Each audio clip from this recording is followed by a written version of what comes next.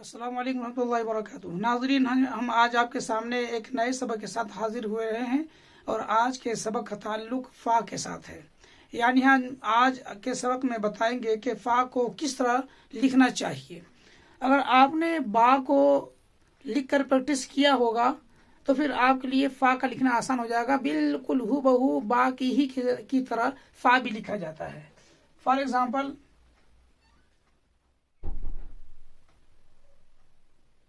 ये फा है और ये लंबी वाली फा है।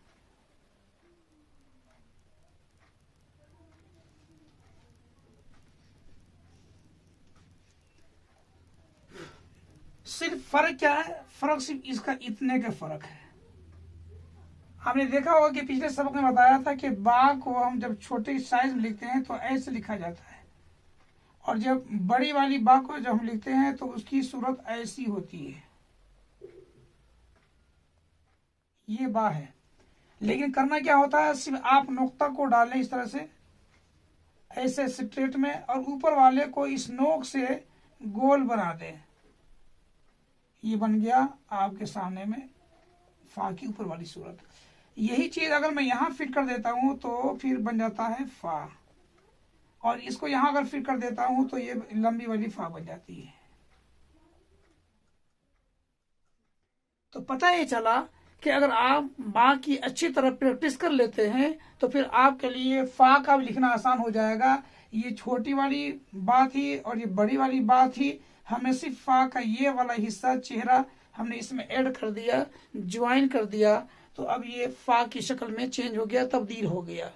तो नाज़रीन, आप देख पा रहे हैं कि फा के अंदर में वही बात होगी। यहाँ से लेकर के यहाँ तक 5 कत होगा, यहाँ से यहाँ तक 1.5 कत का फासला होगा, और इसके बीच में 1 कत का फासला होगा। आप देख पा रहे हैं कि इसके बीच में 1 कत का फासला है। ये फासला बहुत जरूरी है, और यहाँ से लेकर यहाँ तक 11 कत का फासला होता है। तो आपके सामने में बा भी तैयार है और फा भी तैयार है। फिर दोबारा रिवाइज करता हूँ, रिपीट करता हूँ, आपको समझ में बात आ जाएगी। अगर फा लिखना है तो आपको पहले इस तरह के निशान डालने हैं, ऊपर से इसको गोल बना देना है, और नोक से आपको लाना है नीचे की तरफ। ये देखिए आपके सामने फा तैयार हो गया। बीच के अंदर में 1 नोक्ते के बराबर 1 कत के बराबर फासला है, और यहाँ से लेकर के यहाँ तक 11 कत का होगा। इसी तरीके से छोटी वाली फा अगर हमें लिखना होगा तो उसकी सूरत ये होगी। ये आपके सामने में फा है, ये 5 कत का होता है, और ये उसका चेहरा है फा का। यहाँ से यहाँ तक 1.5 कत का फासला होता है। यहाँ पर इसकी उठान और यहाँ पर इसकी उठान में नुमाया फर्क है।